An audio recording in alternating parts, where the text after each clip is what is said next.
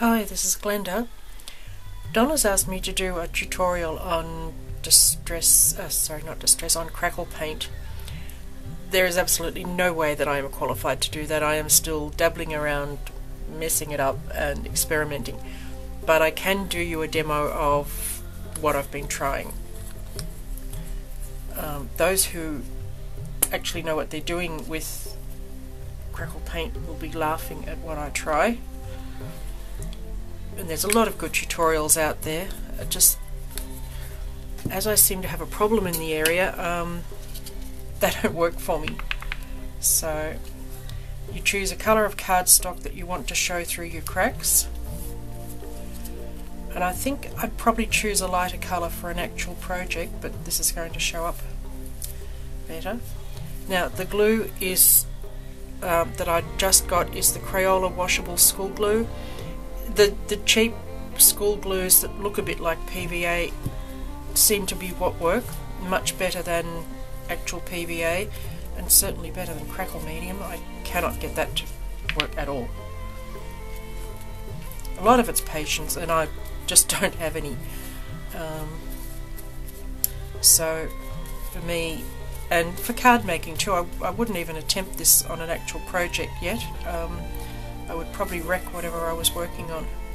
Have to pull it all off and start again without Crackle paint.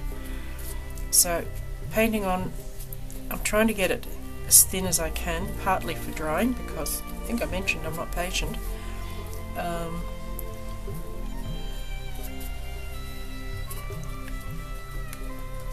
And you really don't need to let it dry long for this.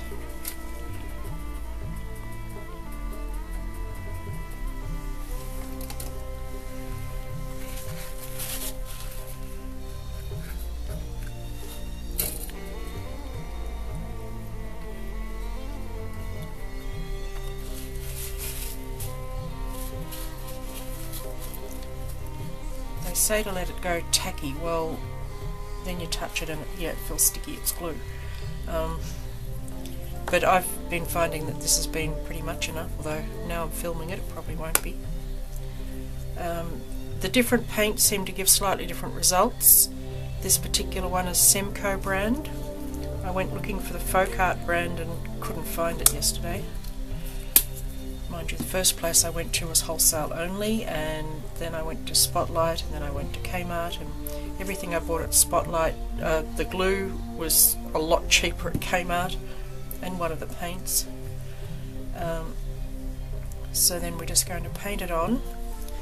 The thickness of your paint will affect the result.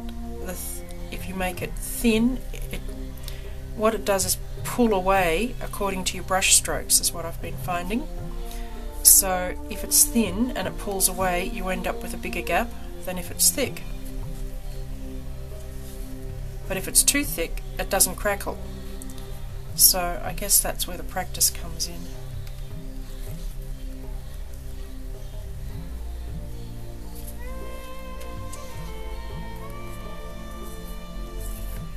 I did film a much longer experiment yesterday, and then at the end of it the film was too long anyway. I wasn't going to be able to put it up, and I thought you really don't need to see my trials and errors, just moderate successes. Now, because it pulls away according to the brush strokes, if you don't want it sort of even, well, not quite even, I'll show you a sample in a second, but if you put some random strokes in, you will get random cracking. So it's depending what look you're going for.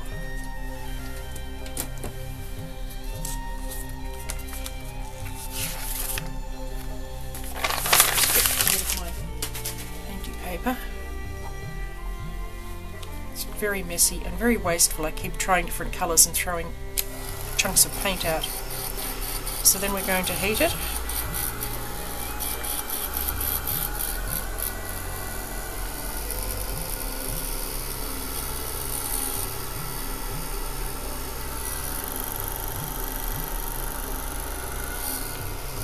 Now you can start to see how it's pulling away according to the brush strokes.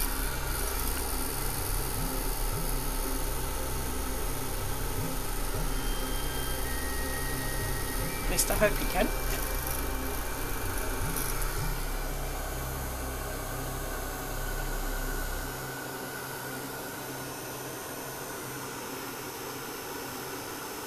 So this is getting a real sort of wood grain look to it as it pulls.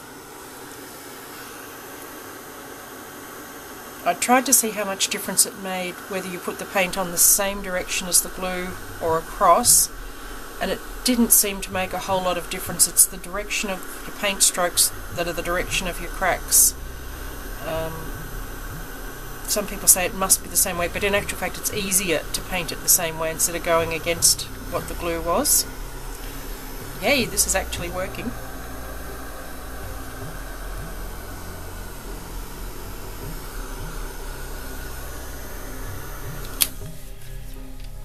So you hopefully can see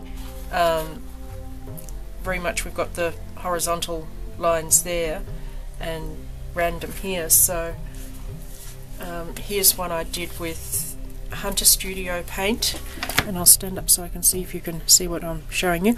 And I tried the paste all went that way. I tried the two different directions, and I think it's the same or similar effect. These perhaps have some different.